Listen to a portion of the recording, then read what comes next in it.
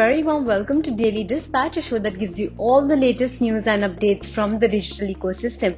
I'm Priya Sheth. Thank you very much for logging in. Time now to get you all the top news stories that we've been tracking for you this evening. Well, first up, online math learning platform QMath is looking to make inroads into 13 new markets in 2021-2022. To power this expansion, the company expects to raise at least $100 million from new and existing investors later this year. Now, in February, QMath had announced the closure of its Series C round of funding.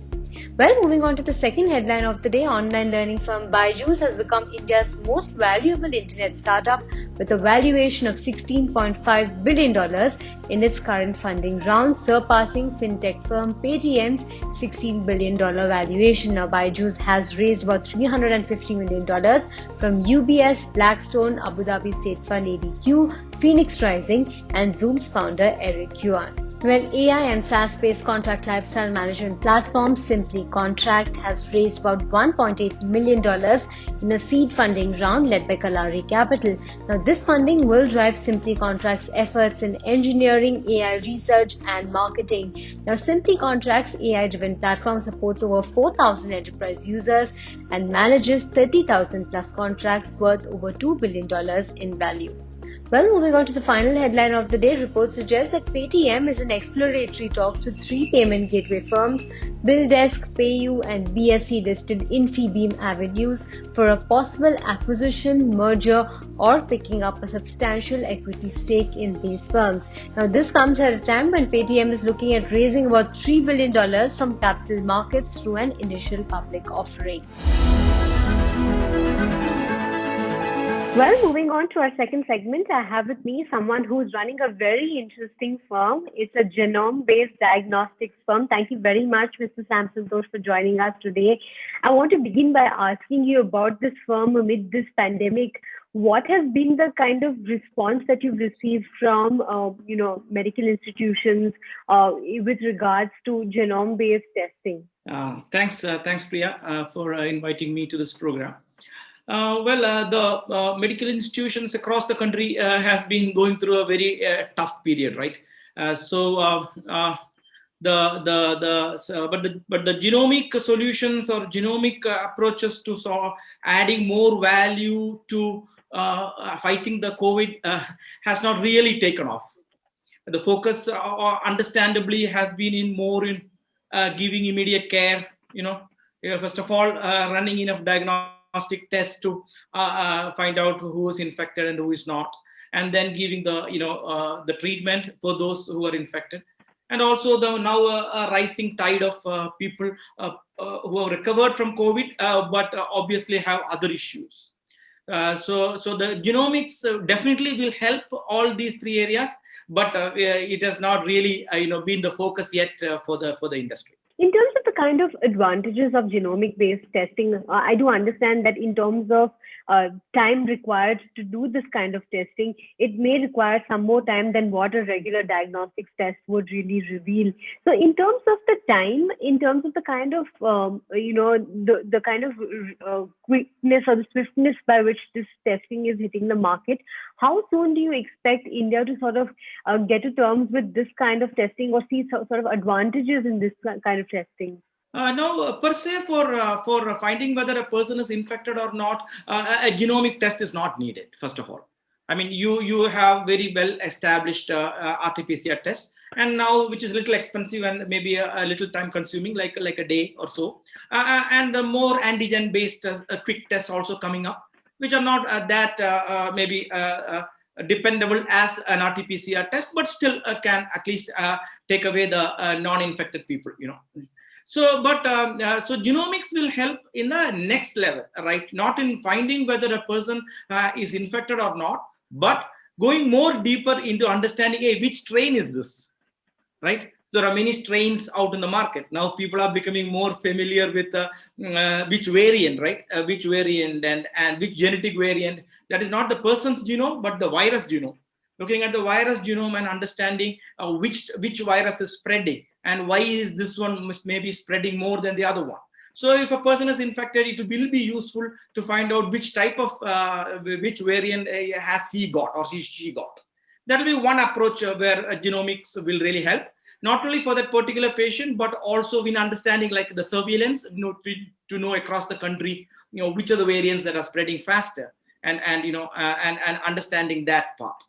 Second part on the genomic side, we'll be looking at the person's genome and seeing like, okay, are your genetic variants changing the way you are responding to the virus, right? We see that maybe about 4 to 5% of the people require hospitalization. Now, a detailed study needs to be done to see are the genetic variants which are driving the susceptibility. We definitely know that comorbidities drive susceptibility, but that is only one reason. We can often see many people who are otherwise very healthy, who do not have comorbidities, also becoming quite susceptible, right? Requiring hospitalization. And so if you know that in advance, and if you're able to find that, it will be of great value. So are you seeing a lot of people starting to sort of go in for this kind of testing? Also, I wanted to understand, sir, if you could highlight what are the different areas of therapy where genome-based testing is really taking off in India? Talking about the general industry, genetic testing is really growing very fast in a number of areas. The most important area will be in reproductive health, right? A pregnant mom. And that is actually picked up more now during the COVID, when you really can't go to a hospital for many other things. A genetic test will be very useful to see if there is something wrong with the baby, right? So there are very new tests called non-invasive prenatal testing, NIPT. So MedGenome was the first to introduce it in India a few years back. So this, you just need blood only from the mother. You don't need to prick the fetus or anything. Any invasive procedure is not needed. So that has really picked up even during the COVID time, when people are more hesitant to go to a hospital for an invasive test. Second area which is very important, and from a genetic point of view, is cancer. Obviously, cancer is a very genetic disease, and the genetic variants that have made you susceptible to the cancer are very important to know, to decide what treatment is best for you. There are some very clear approved medicines which are targeted to specific diseases, specific types of cancer. So, these are the areas that has been really growing. If you could highlight the way forward for MedGenome, because, at this point in time, not too many people are aware of these kind of tests that are happening. I think awareness is of prime importance right now amid the market, and even for the viewers who are listening to our show. If you could highlight the way forward for MedGenome, are there new kinds of areas that you all are looking at researching and testing in? And in 2021, what kind of outlook or roadmap do you have for the company? Yeah, we think that genetics is really hitting mainstream now. And so we really, you may not have heard about us much because our focus was specifically to clinicians. Till now, we wouldn't take any orders directly from a customer. Even if somebody contacted us after hearing about MedGenome, we would insist that the patient goes through a doctor, and we will take a test only with a clinical, prescription. Though it's not needed legally in India, but that has been the process that we have been following. But now this year in 2021, we are launching our first test directly to the consumer. This is for understanding your cardiac risk. It's called CardioGen. Because every one of us has a specific genetic risk for a cardiac problem. Now, this is completely independent of your other risk. You do have a lifestyle risk, depending on whether you are smoking, whether you're doing things. Also, you have your blood chemistry, the risk that you can know, whether you are producing more cholesterol, whether you are obese. These are things that can, contribute to your risk for a heart attack or any other heart problem. But independent to all that, there is a genetic risk, which is your inherited risk.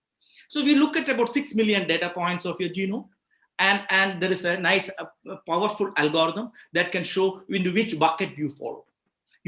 So if you fall in the top bucket, which will be about maybe 7 to 8% of the people, it's a normal curve. So at the right end of the normal curve, if you fall, you definitely have a very high risk of genetic risk for a cardiac problem. So this is why you sometimes see sportsmen and people who are very fit, suddenly falling because of a heart attack. And they think they're very healthy because their cholesterol is good, their body mass is good, but they still do have a risk. Now, if this combined, now you have a high genetic risk and you have a high lifestyle risk, then you are really, really at a very high risk point. So this is the most important test that we will be launching this year. Where we should have actually launched a few months back, but because of the COVID things, we kept delaying it. But we'll be launching it in end of this month, early next month, and that will be one of the primary areas of growth for MedGenome. Right. So when you look at this kind of test, will it be available for pan-India audience, or how is it going to be conducted? Absolutely. This will be available for pan-India audience, and this will need, a blood is ideal, but we can even manage with just a saliva spit.